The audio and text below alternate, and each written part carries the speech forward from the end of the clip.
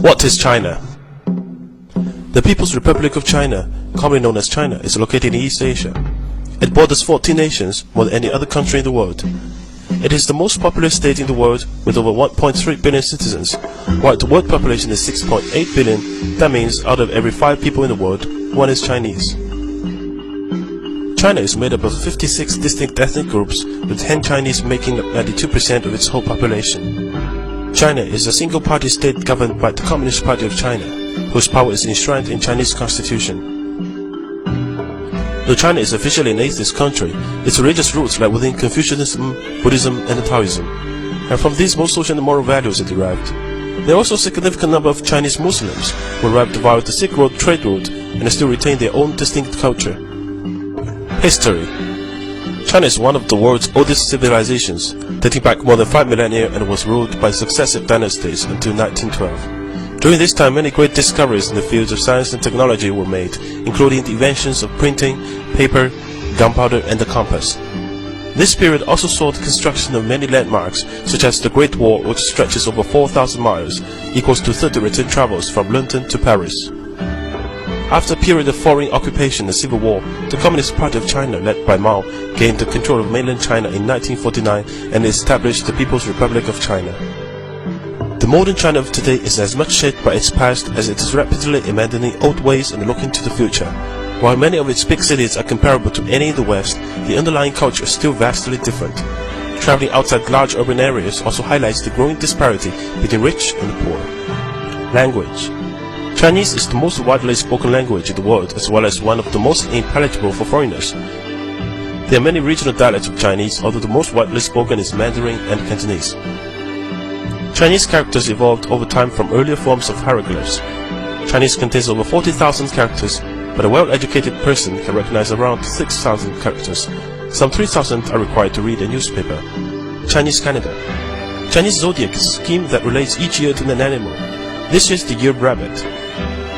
Chinese New Year is the most important of the traditional Chinese holidays.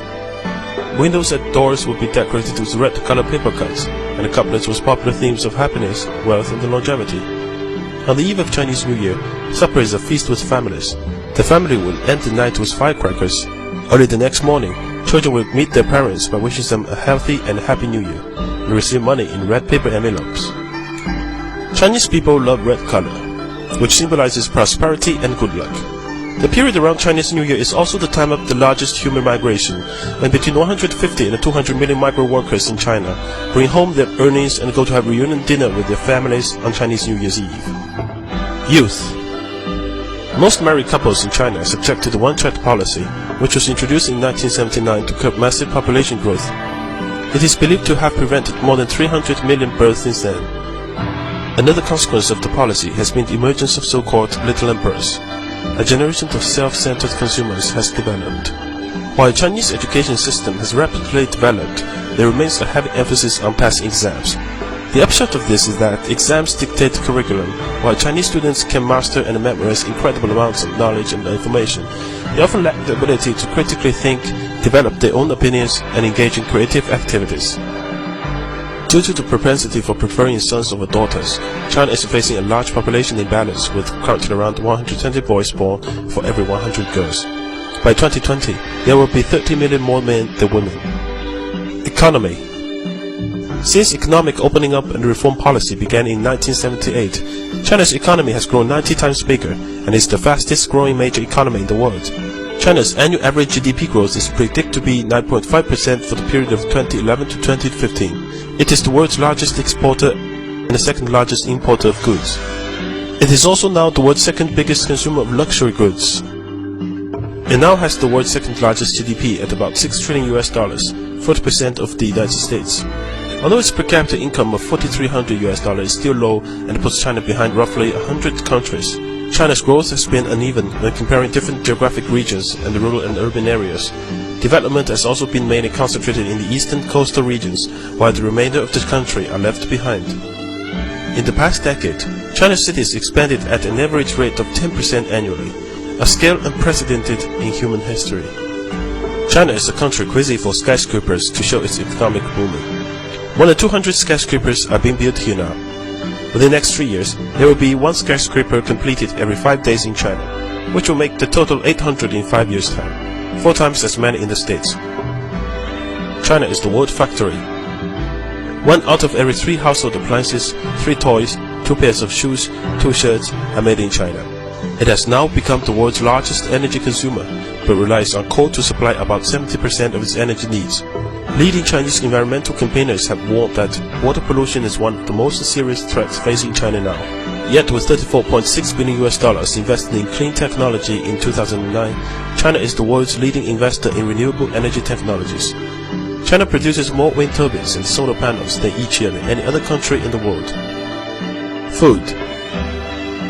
Being such a large and ethnically diverse country, each region has its own local specialities which the Chinese are often keen to try and introduce to others. Generally, you will find hot and spicy food in the west and the central China, and the cooler food in the south and the north. A Chinese dining table is usually round, allowing everyone to engage equally in conversation. It will be set empty bowls, plates, and chopsticks for each person. Food dishes are placed into the center of the table to be shared between everyone. Don't be put off if you see people spitting bowls or seeds onto the plate. This is perfectly normal. Contrary to what you might find in your local Chinatown, Chinese food is generally healthy and often beautifully presented.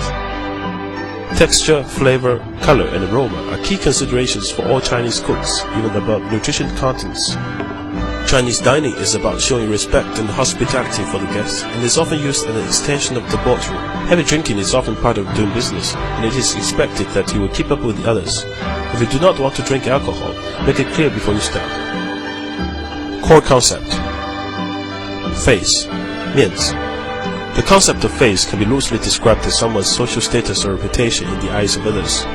Throughout the Chinese person's life, it must be maintained and enhanced through giving to and receiving from others in both words and actions.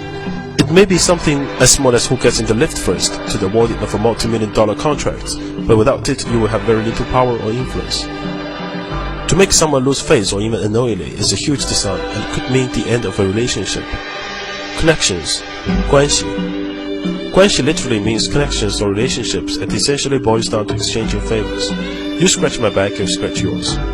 It can loosely be compared with the idea of network in the West, but usually goes much further in terms of developing and nurturing the relationships through social exchanges and favors, which must be repaid at greater value in time. Relationships between families, friends, and the business associates are often closely interwoven. In such an environment, issues of corruption are not uncommon when guanxi obligations take precedence over normal rules or laws. The doctrine of the mean, 中庸.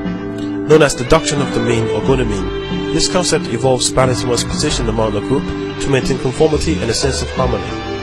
To do this while still achieving one's personal objectives is considered by the Chinese people to be the ideal way of living.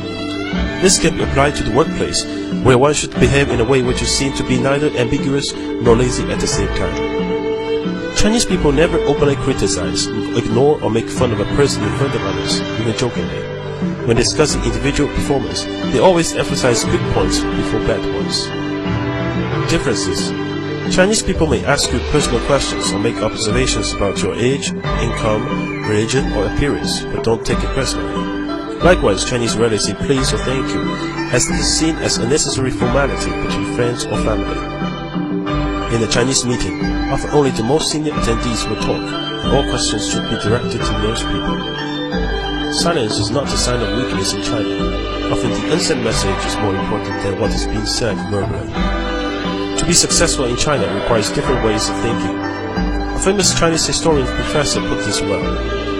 The Chinese people are frank yet tactful, honest yet sophisticated, suspicious yet gullible, unscrupulous yet loyal, advocate etiquette yet often appear unmannered, stand for the golden mean yet are extreme, value the quality of being thrifty yet like to parade their wealth, maintain traditions yet love to chase modern fashion, believe contentment brings happiness, yet often daydream about becoming overnight millionaires. Believe the word of the fortune teller, yet lack affiliation to any religion. This is China, one big contradiction which refuses to be placed in a box. In China you will find all extremes, but that's all part of the challenge and adventure of doing business here. be patient, and have fun.